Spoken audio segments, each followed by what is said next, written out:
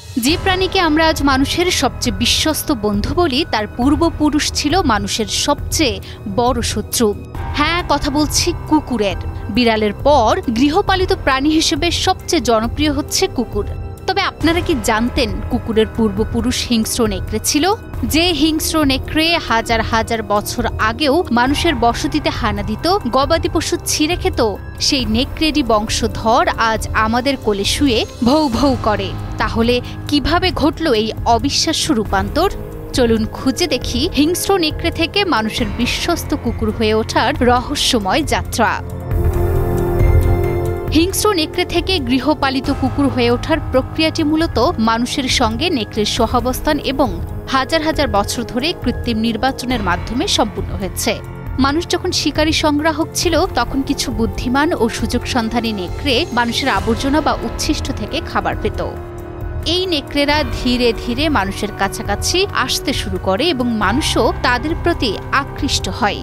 কুকুরের ঘরোয়াকরণ হয়েছে মূলত কম ভয় এবং বেশি সোশ্যাল নেকড়েদের বারবার প্রজননের মাধ্যমে, যার ফলে নিউরাল ক্রেস্ট স্টেম সেলের জিন নেটওয়ার্কে ছোট পরিবর্তন এনে পুরো চেহারা, আচরণ ও হজম শক্তি বদলে দিয়েছে।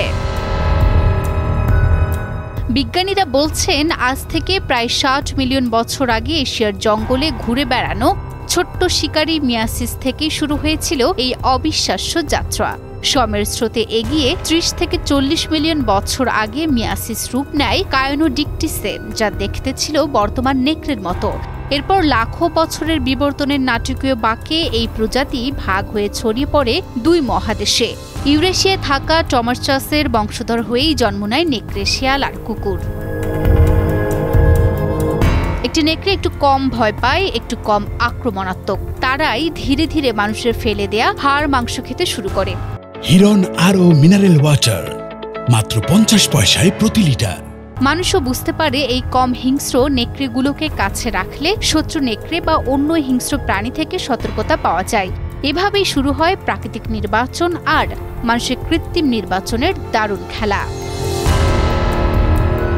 এতদিন ধরে প্রচলিত ছিল কুকুরের সাথে মানুষের সম্পর্ক অন্তত ১৫,০০০ বছরের পুরনো। ঠিক কবে থেকে কুকুর আর মানুষ একসাথে থাকা শুরু করেছে তা নিয়ে মতভেদ ছিল।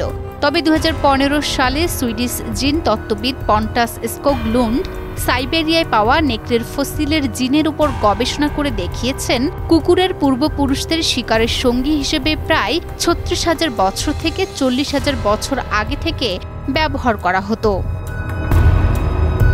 কিছু গবেষক মনে করেন নারীরাই প্রথম হয়তো নেকড়েকে পোষ মানিয়েছিল। তবে বন্দি বানিয়েই হোক বা নেকড়ে সদিচ্ছায়, যাযাবর আদিম মানুষেরা যখন এক অঞ্চল থেকে আরেক অঞ্চলে পাড়ি দিয়েছে, এই নেকড়েরা তখন মানুষের সঙ্গী হয়েছে। এই সফর সঙ্গী, শিকার সঙ্গী নেকড়েরাই কালক্রমে তাদের হিংস্রতা হারিয়েছে। মানুষের সাথে থাকতে থাকতে তাদের বারবার প্রজননের মাধ্যমে শারীরিক ও মানসিক পরিবর্তন ঘটে। যেমন তাদের দাঁত ছোট হয় এবং মুখের গঠন পরিবর্তিত হয়। লোমের রং, প্যাটার্ন এবং গঠনে পরিবর্তন আসে, যা নেকড়েদের মধ্যে দেখা যায় না। তাদের আচরণে হিংস্রতা কমে যায় এবং তারা মানুষের প্রতি আরও বেশি অনুগত ও বন্ধুত্বপূর্ণ হয়ে ওঠে। এই দীর্ঘ বিবর্তনের পথ ধরেই আজকের গৃহপালিত কুকুরের জন্ম হয়েছে, যারা মানুষের শ্রেষ্ঠ বন্ধু হিসেবে পরিচিতি লাভ করেছে।